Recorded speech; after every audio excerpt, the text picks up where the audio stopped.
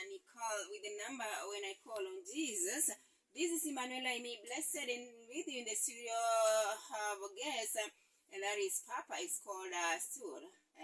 Litwilla. Yeah.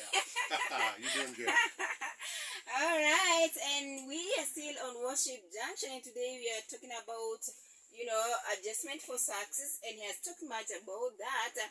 And wherever you're tuned to Me Radio, you can send in your questions on our Facebook page, and he will be answering maybe in 1 or 2 minutes.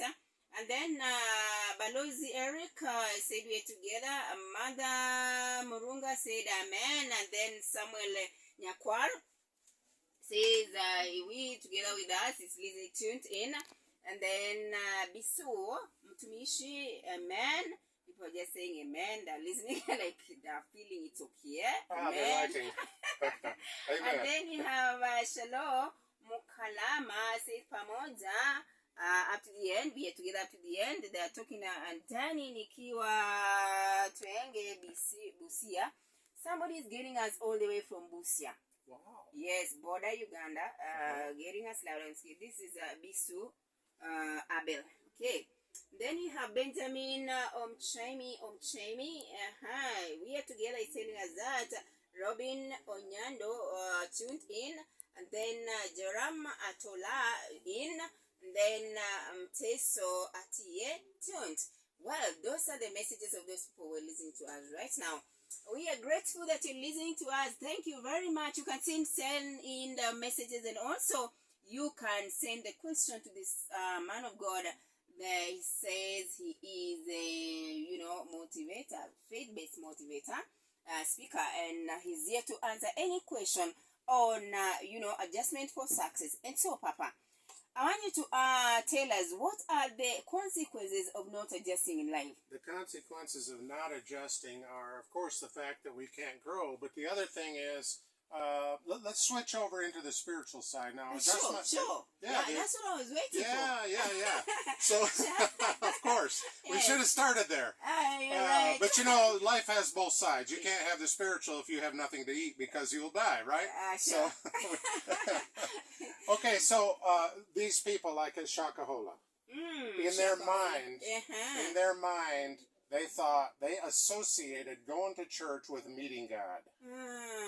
But you see now, what God is revealing to us, that in the last times here, 1 Timothy 4:1 says, now the Holy Spirit tells us clearly that in the last days, some people will turn away from the true faith and will follow deceptive spirits and teachings that come from demons. All right? These people are hypocrites and liars, and their consciences are dead. So what we have to adjust to now is we say, you know what? Not all churches are good, because we're moving into a different era. Sure. See, we're coming out of the era of churches, and we're coming into the era where we realize, because there's another verse in What era are we in now? We're in the birthing. We're in the birthing. We're moving from one era to another era. Is it birthing? Yes, we're birthing, and that's why there's so much pain. Yeah, and so there is the verse that says that once again, it's in Hebrews 12:26.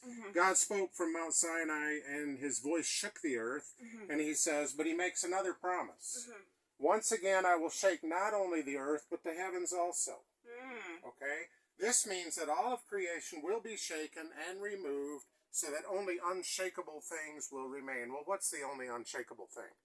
It's God. It's God, sure. So when we adjust and we begin to follow God, then we can't be shaken when all these other problems occur. But he's telling us that so COVID, look at how COVID shook everything. It messed up the educational system. It messed up the financial system. It messed up the social system. You see how it's shaking? Sure. Now, God has begun to revealing false prophets. And so, but if you can't make that adjustment in your mind, then you can still be manipulated by these false prophets. Sure. So what you need to do is you need to start taking responsibility for your own life. And how do we do that? We ask questions. We say, okay, this man says this, he says that, he says that. But what is the fruit? Where is he trying to lead me? He says if I sell all my property and give it to him, then he'll take care of me the rest of his life. Now, is that logical? It's not logical. No, that's not logical. That's emotional-based thinking. Sure. So that's the thinking of a small child who says, Mama, just bring me more food. Bring me more food. I don't want to take responsibility. You see what I mean? And what do you think happens with the mind of man who just like follows anybody with heresy teachings? Because maybe he has a very charismatic personality, and he begins to poly, he begins to groom them. And okay, so one of my friends here in Kitale told me about a pastor in Nairobi. And so he found this lady whose husband had passed away. She had quite a bit of money.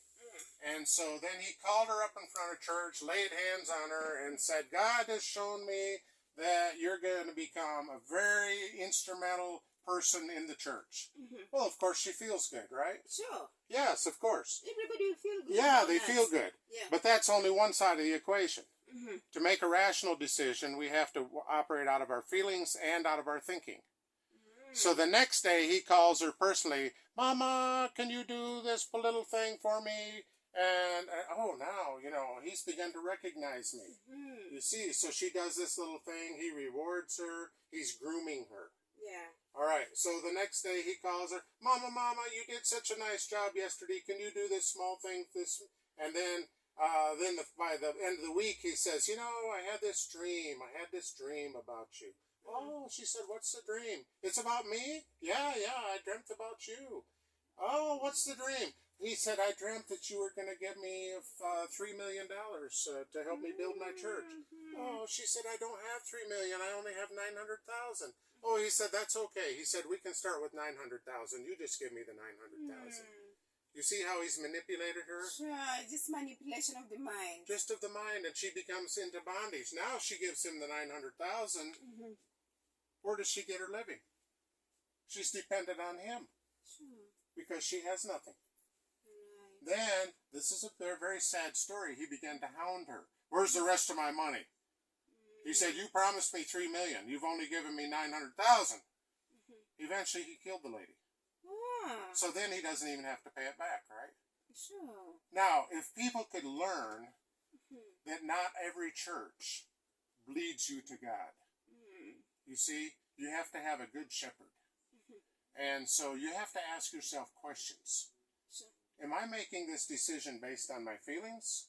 Or am I making this decision based on truth? What is the truth about all this? And so Jesus says, I am the way, the truth, and the life.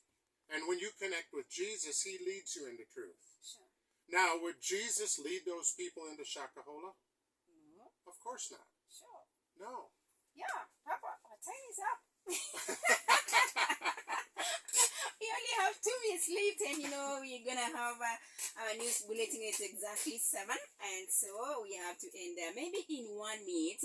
We have 1 minute left. 1 minute. Okay. Now tell us, the parting words about adjustment. The final words, yes. Just 1 minute. I think the common denominator in social life, financial life, and spiritual life of making our adjustments is taking responsibility for myself.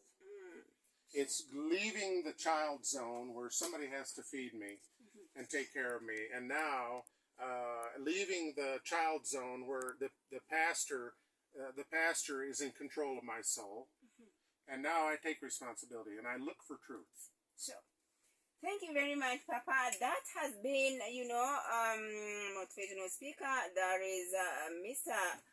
Stuart, Papa, well known as Papa, and we are happy about what he's been talking about adjustment for success. And everybody wants to succeed in life. Even me, I really want to succeed, Papa, but we don't have time. Maybe we look for another time you come back.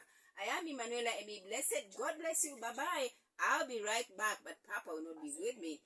Okay, right at the dial. Don't you go away.